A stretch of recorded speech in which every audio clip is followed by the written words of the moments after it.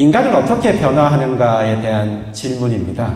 지덕체가 아니라 체덕지라고 오늘날 인류 과학이, 인류의 학문 체계가 제시하고 있습니다. 자녀나 조카가 있는 분들은 눈을 번쩍 뜨고 마지막 얘기에 집중하시면 좋겠습니다.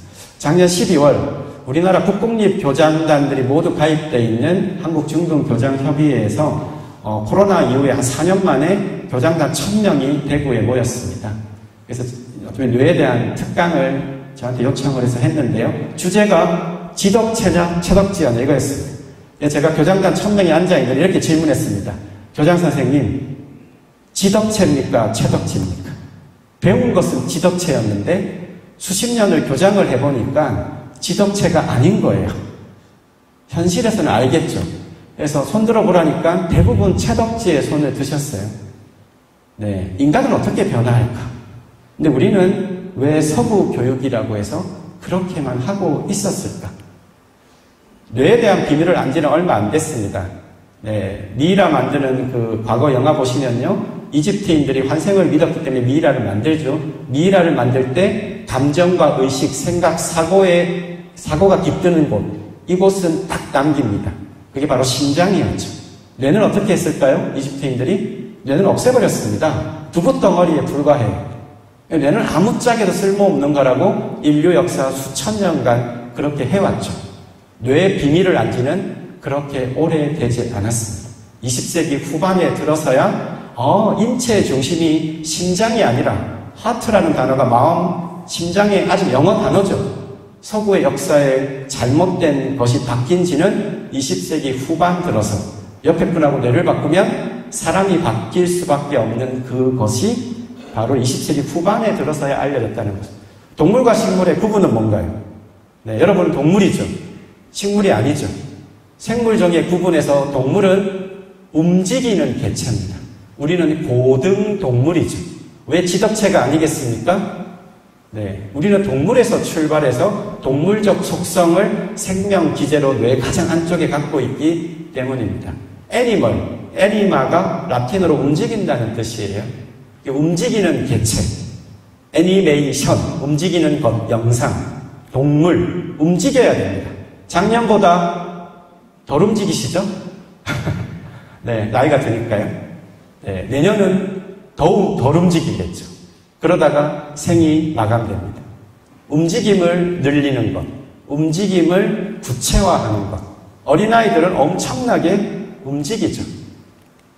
그런데 오늘날 인류의 과학은 이 뇌라는 건 왜 생겼을까? 여기에 질문을 오랜 시간 던졌습니다. 저기 보이는 것 다 동물이죠. 동물이에요. 어떤 동물입니까? 집안에서 요즘 많이 기르는 반려동물, 포유류, 조류, 파충류.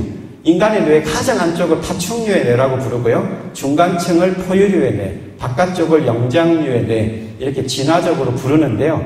더 아래쪽, 양서류, 동물이죠. 멍게, 동물인가요? 멍게 드시죠? 바다가 가까우시니까. 멍게는 뇌가 있을까요? 없을까요? 네, 멍게는 뇌가 있습니다. 동물이죠. 해파리, 동물이에요. 해면 동물. 멍게는 뇌가 있는데요. 횟감 드실 때는 없어요. 바위에 떠다닐 때, 유생일 때, 어린 멍게들은 원시 뇌가 있다가 바위에 이렇게 탁 붙으면 자기 뇌를 없애버립니다. 멍게가 바위에 붙고 나서 뇌를 없애버리는 이유는 뭘까요? 여기에 뇌의 비밀이 있죠. 네. 더 움직일 필요가 없으니까. 움직임의 다양성과 복잡성. 점점 움직임을 다양하게 컨트롤. 해파리, 신경 그물이 처음 생겨나는 곳입니다. 바다에 있다가 이렇게 사람이 헤엄치다가 막 쏘죠. 동시에 여러 가지 수백 개의 촉수를 한 방향으로 딱 쏩니다. 조정을 하는 거죠. 신호 처리를. 신경 그물, 그 다음에 신경 다발, 신경절, 신경계. 우리 몸을 말초신경계, 뇌와 촉수를 중추신경계. 이렇게 하면서 생겨나는 거죠. 움직임의 다양성. 여기에서 감정이 일어납니다. 그래서 몸이 안 좋으면, 지금 조금 몸이 답답하시면 누가 툭 치면 짜증이 쉽게 나죠. 모션이 밖으로 튀어나가는 현상, 이모션. 이걸 감정이라고 하죠.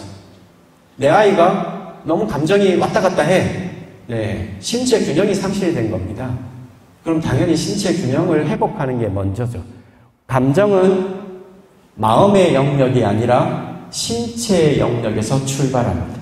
이것을 지난 수천 년간 잘못 알고 있었죠. 오늘날 인류과학은 감정이 마음의 영역이 아니라 신체 영역, 모션에서 이모션으로, 그 다음은 감정 조절 단계는 이 의식을 활용하지만 기본은 신체다. 인간은 움직임의 극한, 사지의 말단을 조절할 수 있고요. 감정에 대한 조절 기제를 갖고 있고요. 언어를 갖고 자의식을 갖고 있는 겁니다. 강아지가 1년 전에 난 어떤 강아지였어. 3년 후에 난 어떤 고양이가 될 거야. 이런 거 하지 못하지 않습니까? 그래서 현재의 시간만을 살죠. 천년 전의 호랑이, 지금의 호랑이 다르지 않습니다. 왜? 내가 안 바뀌거든요. 여러분은 1년 전에 여러분과 1년 후 여러분을 떠올릴 수도 있고 꿈꿀 수도 있죠. 그게 인간입니다. 그러니까 오늘날 변화를 얘기한다면 뇌를 빼놓고 얘기하는 것은 어불성설입니다. 지금 왜 이런 묻지마 폭력부터 이런 문제가 많이 일어납니까? 스트레스? 제대로 된 균형적이고 통합적인 두뇌 발달을 안 한 겁니다. 이렇게 아이들이 태어나서 이렇게 막 기고 움직이는데 초기 보행기가 처음 나왔을 때 엄마들이 보행기를 엄청 태웠어요. 그래서 보행기가 나왔던 그 해에 아이들의 운동 발달이 더뎠습니다. 인간은 태어나서 열심히 움직여야 되고요. 열심히 상호소통해야 되고요. 열심히 나중에 인지학습을 해야 되는데 순서가 잘못되면 두뇌에 불균형성이 생깁니다. 6세가 되면 약 1kg가 되는데요. 뇌가. 여러분 성인들 한 1.4kg 정도 됩니다. 약 90%는 6세면 다 커진다는 거예요. 어떻게 키울 것이냐. 지금은 뇌에 주목해야 된다. 그래서 이걸 잘못하면 이런 문제들이 일어납니다. 대한민국은 세계 최고의 국제학업 성취도 평가를 가진 국가이지만 이런 문제를 동시에 안고 있습니다. 왜? 엄청난 불균형을 집중적으로 압축적으로 해왔으니까. 성과를 엄청나게 잘 내는 학생들도 있지만 그렇지만 않은 학생도 있죠. 카이스트 서울대 가서도 자살하는 학생들이 나오죠. 어중간한 데서는 자살 안 합니다. 엄청난 스트레스를 넘치게 받되 견디지 못하는 학생들인 것. 이런 대한민국의 교육의 문제, 이렇게 가면 되겠습니까? 1%를 위한 대한민국의 교육은 지덕체 교육 모델에서 왔습니다. 이제는 대한민국 전통의 국가인재 교육 방식으로 바꿔야 될 때죠. 다행스럽게 초등학교에 학생 스포츠 클럽이라는 게 생겼어요. 중학교에 가면 자유학년제라는 것도 하고 있습니다. 이제 고등학교 가면 고교학점제라는 것도 이제 곧 실현이 되죠. 전체 흐름은 맞으나 구체적인 것은 아직도 요원하다. 인간의 마지막 특징은 요겁니다. 훈련하면 변화한다. 20세기 뇌과학이 밝혀낸 가장 위대한 성과라고 하는 것이 바로 훈련하면 변화하는데, 이것의 문제는 바로 여기에 있습니다. 여러분이 산길을 가다가 저 두 길을 만나면 어디 길을 가시겠습니까? 오른쪽 가시겠죠? 근데 왜 오른쪽을 주로 갈까요? 첫 번째, 안전해 보이니까. 두 번째, 에너지가 덜 들 것 같아서입니다. 인간의 뇌는 회로를 만든다 이렇게 생각하면 되는데요. 어릴 때 처음 하면 왼쪽 길이 없겠죠. 아이들이 젓가락질을 배울 때 처음에는 길이 없다가 계속 100번, 1000번 반복하면 뇌가 왼쪽이었다가 오른쪽 젓가락 길이 생기는 겁니다. 그럼 그러다가 이제 고속도로가 많이 생기겠죠. 국립공원이 많이 생기는 거예요. 그런데 어느 순간부터 왜 오른쪽 길만 가게 되면 어떻게 될까요? 익숙한 걸 찾고 쉬운 길을 택하고 에너지를 덜 쓰는 길, 안전한 길, 그렇게 가게끔 뇌가 그렇게 가이드를 하는 겁니다. 지금의 나의 행동, 사고의 선택이 나의 선택일까요? 여러분이 지난 시간 살아왔던 행동과 사고, 경험과 지식의 축적이 만든 여러분의 뇌가 여러분의 지금의 행동, 사고의 패턴을 거의 결정하다시피 합니다.